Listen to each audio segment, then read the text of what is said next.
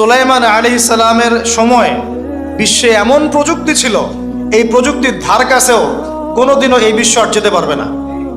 আমি আমার হ্যাডসেট নিচ থেকে কথা বলছি না, এগুলোর দলিল আছে সূরা সাবার মধ্যে, সূরা নামলের মধ্যে, অন্য অনেক জায়গায়, যে আল্লাহ রাব্বুল আলামিন সুলাইমান আলাইহিস সালামকে এমন রাজত্ব দিয়েছিলেন, এমন সুপ্রিম অথরিটি, ক্ষমতা, পাওয়ার, টেকনোলজি পৃথিবীতে কখনো ছিলও না, কিয়ামত পর্যন্ত আসবেও না। এখন পর্যন্ত কোনো টেকনোলজি আসে নাই যে আমি এই চেয়ারটাকে বলবো চলো আমাকে ঢাকায় নিয়ে নামাই দিবে, তাও আবার 1 সেকেন্ডের মধ্যে। কতটুকু সময়? এখন পর্যন্ত কোনো টেকনোলজি আসে নাই যে আমি চোখের পলক ফেলবো এইটুক সময়ের মধ্যে আমার স্ত্রীকে আমার পাশে নিয়ে বসাই দিবে। আসছে? সুলাইমান আলাইহিস সালামের সময় এমন ছিল, সাগর থেকে মুক্তা, মণিমুক্তা আরোহণ করে এটা দিয়ে অট্টালিকা নির্মাণ করা হতো। তিনি জিন জাতিকে দিয়ে কাজ করাতে পারতেন। তিনি যাচ্ছেন রাস্তায়, পিঁপড়ারা গল্প করছে, এই সবাই গর্তে ঢুকো, সুলাইমান আসলে তোমাদেরকে পিষে ফেলবে, আর তিনি মুচকি মুচকি হাসছেন, পাখির ভাষাও বুঝতে পারছেন, পিঁপড়ার ভাষাও বুঝতে পারছেন। তার বাবা দাউদ আলাইহিস সালাম জাবুর তেলাওয়াত করছেন, এই সাগরের মাছ সব কাছে চলে আসছে জাবুর শোনার জন্য। এমন প্রযুক্তি আপনি এখনো বের করতে পেরেছেন? সভ্যতার যে বড়াইটা আমরা করি, এটা একটা কেবর, অহংকার। এটা কি আল্লাহ পাকের জন্য বলেছেন, আমি কত কওমকে এর আগে ধ্বংস করেছি, কত যে কওমকে আমি ধ্বংস করেছি। ফাসিরু ফিল আরদি ফানজুরু কাইফা কানা আকিবাতুল মুকাদ্দিবিন। তোমরা এই জমিনে বিচরণ করতে থাকো, দেখো যারা আল্লাহকে অস্বীকার করেছিল তাদের কি পরিণতি হয়েছে। তো আমরা এখন যেটাকে নিয়ে দাবি করি, এটা সর্বোচ্চ স্তর নয় প্রযুক্তির। তো যে জায়গা থেকে এখানে চলে আসলাম, যে কোথায় ছিলাম আমরা, এই জামানাতেও আমরা শিরক করছি কিন্তু আল্লাহকেও বিশ্বাস করছি। প্রত্যেকটা সেক্টরে শিরক হচ্ছে। ডিটেলস বলার মতো জায়গাও এটা না, এবং এত সময় আমার হাতে নাই। আমি খালি সেক্টরগুলো বলে দিই। 1, এডুকেশন সেক্টর, শিক্ষা সেক্টর, এখানে শিরকের উপর শিরক হচ্ছে। আপনি যদি বিচক্ষণ হয়ে থাকেন, স্টাডি করেন, পড়াশোনা করেন, একটা অনেস্ট মন রাখেন, আগে সৎ একটা মন রাখেন। ডানে গেলে ডানে যাব, বামে গেলে বামে যাব, আমি নিউট্রাল থাকবো, আমি কোনো পক্ষ আগে নিব না, আমি যাচাই বাছাই করে দেখবো কথাটা সত্য না মিথ্যা। শিক্ষা ক্ষেত্রে শিরকের উপর শিরক হচ্ছে, শিরকের উপর শিরক। আজকে থেকে 25 বছর 30 বছর আগে যতটা শিরক ছিল না, এখন তার চেয়ে বেশি শিরক চলে আসছে। এমন এমন শিরক আসছে যেগুলোর প্রতি ঈমান রাখলে আপনার ঈমান ভঙ্গের 10টা কারণ আছে।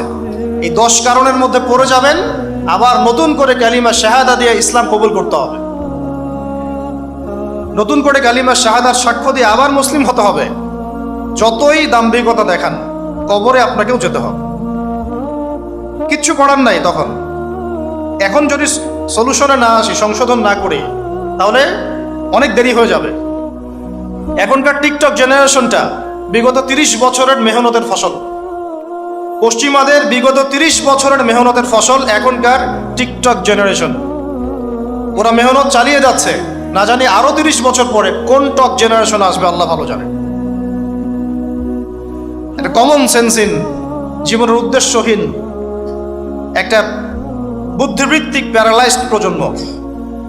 না জীবনের কোনো উদ্দেশ্য আছে, না কোনো পড়াশোনা করে, আর না একটু ভালো করে খেলাধুলা করে, আর না শরীর চর্চা করে, আর না কিছু লিখে, আর না কিছু জাতিকে কিছু দিচ্ছে, আর না পলিটিক্সে কোনো আগ্রহ আছে, আর না ইকোনমিক্সে কোনো আগ্রহ আছে, না ওয়ার্ল্ড অ্যাফেয়ার্স সম্পর্কে কোনো সচেতনতা আছে, না মুসলিম উম্মার এই দুরবস্থায় তার ভূমিকা রাখার কোনো ইচ্ছা পর্যন্ত আছে। না সালাত আদায় করে, না কোরআন তেলাওয়াত করে, আর না ওযু করতে জানে ঠিকভাবে, আর না ফরজ ওয়াজিব সুন্নাত মুস্তাহাব জানে, আর না ফিকহুল মুয়াসসারের মতো সহজ ফিকহের কিতাবগুলো তার আয়ত্ত করা আছে, না কোনো আলেমের সাথে সম্পর্ক আছে, না কোনো ইসলামিক স্কলারের কাছে সম্পর্কিত হয়, আর না মাদ্রাসায় যায়, আর না ইসলামের বেসিক ফান্ডামেন্টাল নলেজ অর্জন করে। জীবনের উদ্দেশ্যই নাই, শুধু মেয়ের পিছনে, শুধু মাদকের পিছনে, ড্রাগসের পিছনে, কোনো সময় মারামারি দাঙ্গা হাঙ্গামা করছে, কোনো সময় দেখা যায় বাইক দাবড়ায় বেড়াচ্ছে। বাবার বিত্তশালী, বাবার অনেক টাকা আছে, বাস কিনে দিয়েছেন বাইক, চলছে, পিছনে একটা বেহায়া বেশ্যা মেয়ে নিয়ে ঘুরছে। এই মেয়েটাও বেহায়া, শব্দটা ইউজ করতে চাইনি আমি আমি আমি এখানে জানি অনেক মা বোন আছেন, শব্দটা আমি ইউজ করতে চাই নাই, কিন্তু আমার ভিতরে এমন ক্ষোভ এদেরকে দেখলে হয় যে মুখ থেকে বের হয়ে গেল। একটা মেয়েকে আল্লাহ পাক সৃষ্টি করেছেন কি জন্যে? যাতে সে ইসমাইল আলাইহিস সালামের মতো সন্তান জন্ম দিতে পারে। এই বাইকের পিছনে ঘোরা মেয়েটা কি আপনাকে এরকম সন্তান দিতে পারবে? আপনি তো বোকা। আপনি মনে করছেন যে অল্প সময়ের জন্য আমি তাকে নিয়ে একটু মজা করি, তখন দেখা যাবে আপনারও জীবনে এমন কোনো মেয়ে আল্লাহ পাক দিয়েছেন যে ওই রকমই অন্য কারোর সাথে বাইকে ঘুরে আসছিল। তখন কিছু করার থাকবে না, কিচ্ছু করার থাকবে না। আমার টপিক আজকে এইটা না। এই প্রজন্মটাকে গড়েছে পশ্চিমারা বিগত 30 বছরে। কত বছরে? এখন যে এডুকেশন সিস্টেমটা চলছে, এটা যদি এভাবেই চলতে থাকে, আপনি আর 20 বছর পরে এমন একটা প্রজন্ম পাবেন যাদেরকে যদি আপনি, আমি চ্যালেঞ্জ করতেছি, যাদেরকে যদি আপনি নতুন করে কোনো মুক্তিযুদ্ধে পাঠান, গুলি খেয়ে ফেরত আসবে, একটাকে মারতেও পারবে না। না দেশের প্রতি কোনো মহব্বত আছে, না উম্মার প্রতি কোনো মহব্বত আছে, না দেশের জন্য কিছু করতে পারবে, না জাতির জন্য, না উম্মার জন্য। সবচেয়ে বড় স্তর হচ্ছে উম্মার জন্য। সবচেয়ে বড় স্তর কি? উম্মার জন্য, যে পুরো মুসলিম উম্মা একটা জাতি, আমি এমন একজন বড় নেতা হব যে পুরো মুসলিম উম্মার জন্য কাজ করব। এই যে চেতনা, এই জাজবা, পরিশ্রম, অধ্যাবসায়, একটা ভিশন, একটা প্যারেন্টিং, একটা কনস্ট্রাকটিভ সিলেবাসে পড়াশোনা করা, তারবিয়াত, প্রশিক্ষণ, এর ধার কাছেও নাই জেনারেশন। আমরা ঢাকায় দেখি মানুষ খালি খাচ্ছে আর খাচ্ছে, সবাই বসে খায়। ফাস্টফুডের দোকান হাজার হাজার হাজার হাজার, সবাই মেয়ে ছেলে একসাথে বসে খায়, চটপটি, ফুচকা, বার্গার, পিৎজা, খাওয়াই যেন এদের কাজ। রাস্তায় ফুটপাতে পাটি বিছায় বসে খাওয়া দাওয়া করতেছে, সবাই খাচ্ছে, গল্প গুজব করছে, গোল গোল হয়ে বসে বসে মোবাইলে কি কি জানে করতেছে, গোল হয়ে 10 জন বসে আছে একসাথে। যেই মুহূর্তে ধরেন যে মুসলিম উম্মার একটা অঞ্চলে একটা বোমার আঘাতে 500 জন শিশুকে হত্যা করা হয়, ওই মুহূর্তে বসে সে হাসাহাসি করতেছে। ওই মুহূর্তেও তার কোনো ফিকির নাই, নামাজের সেজদা একটু দোয়া করব, আমি আল্লাহর দিকে ফিরে আসি, ওগুলো অনেক দূরের কথা, বাদ দেন। শুধু এতটুকু ফিকির, আচ্ছা আমি দুনিয়াতে আছি কেন, আমি দুনিয়াতে এসেছি কেন? এক সময় তো আমি ছিলাম না, আবার এক সময় আমি থাকবো না। কেউ এসে চিরস্থায়ী হতে পারে নাই, তো আমরাও পারবো না। তো আল্লাহ পাক আমাদেরকে সৃষ্টিটা করলেন কেন? আমার কাছে আমার রব কি চান? আমি যদি না থাকতাম তাহলে আমার পরিবার চলতো কিনা, আমার সমাজটা চলতো কিনা, আমার শিক্ষা ব্যবস্থাটা চলতো কিনা, আমার দেশটা চলতো কিনা, এই বিশ্বের ঘূর্ণন চলতো কিনা, আর্নিক গতি চলতো কিনা, থেমে যেত? উত্তর না। আমি না থাকলে আর্নিক গতি থামতো না। আমি না থাকলে কি আমার পরিবার থেমে থাকতো না, আমার সমাজ থেমে থাকতো না, এই মসজিদ থেমে থাকতো না, এই রাজনীতি থেমে থাকতো না, অর্থনীতি থেমে থাকতো না, দেশও থেমে থাকতো না, উম্মাও থেমে থাকতো না। তাহলে আল্লাহ পাক আমাকে কেন সৃষ্টি করলেন? আমার কি রোল আছে এখানে, আমার কি ভূমিকা? এই এতটুকু চিন্তা করার মতো আমাদের জেনারেশন আমরা পাচ্ছি না। আপনারা ফোন বের করে ছবি তুলতেছেন, ভাবেন এগুলো নিয়ে। আমাকে দিয়ে কি করবেন? আমাদের তো কিচ্ছু করার নাই এই কথাগুলো বলা ছাড়া। এই কথাগুলো বলা বা সচেতনতা তৈরি করা ছাড়া আমাদের হাতে কিছুই করার নাই। Not at all, absolutely nothing, কিচ্ছু করার নাই। এইসব ফ্যান্টাসি দিয়ে লাভ নাই। আপনাদের মধ্য থেকে জেনারেশন তৈরি করতে হবে, আপনাদের মধ্য থেকে আলেম তৈরি করতে হবে, আপনাদের মধ্য থেকে কারি, হাফেজ, দাঈল আল্লাহ এবং উম্মার নেতৃত্ব প্রদানকারী জেনারেশন তৈরি করতে হবে। এইসব চেয়ারে বসে কয়জন? সারা বাংলাদেশে হয়তো 50 জন, 100 জন। এই 100টা মানুষ ইউনাইটেড না, তারাও বিক্ষিপ্ত।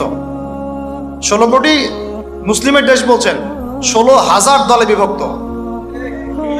এর মধ্যে সবচেয়ে বিশুদ্ধ যেটাকে আমরা মনে করি, সেখানেও দেখবেন যে আরো 10টা-20টা দল হয়ে বসে আছে।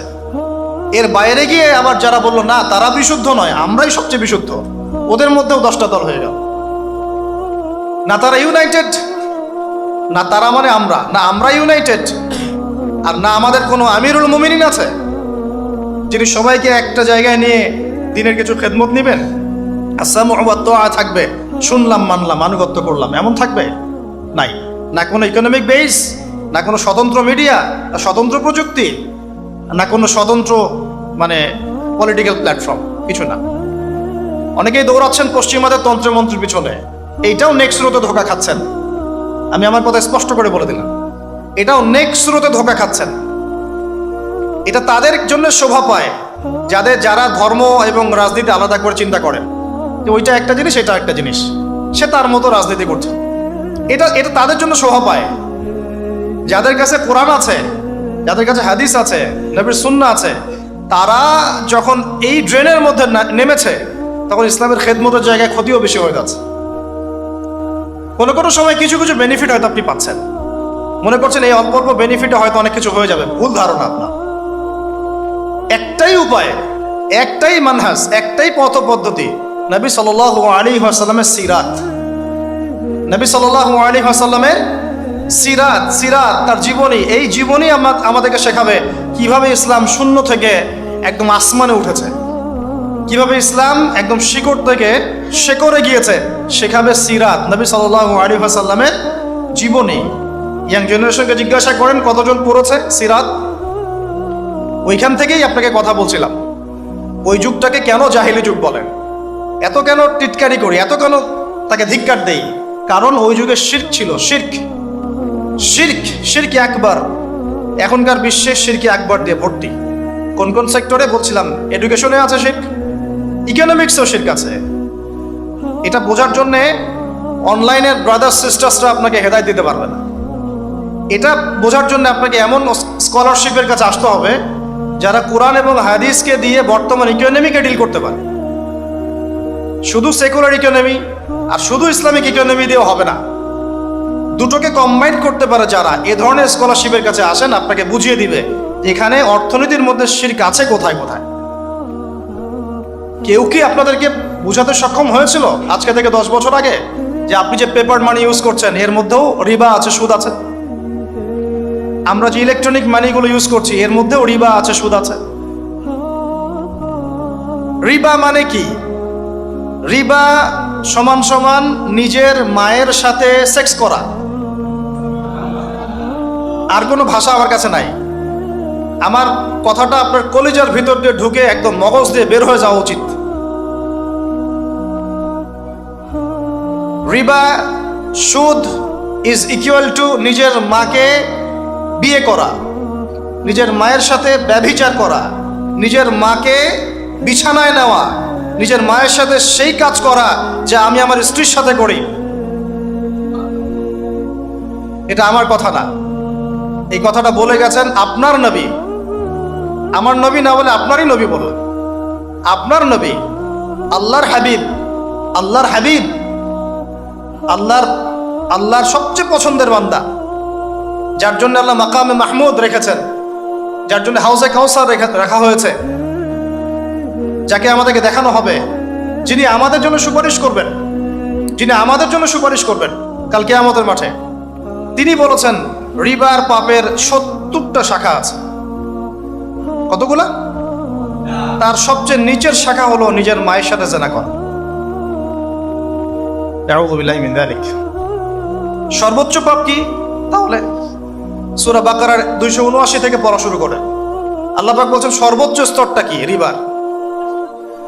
1, রিবা সমান সমান আল্লাহর সাথে যুদ্ধ করা। 2, রিবা সমান সমান তার রাসূলের সাথে যুদ্ধ করা।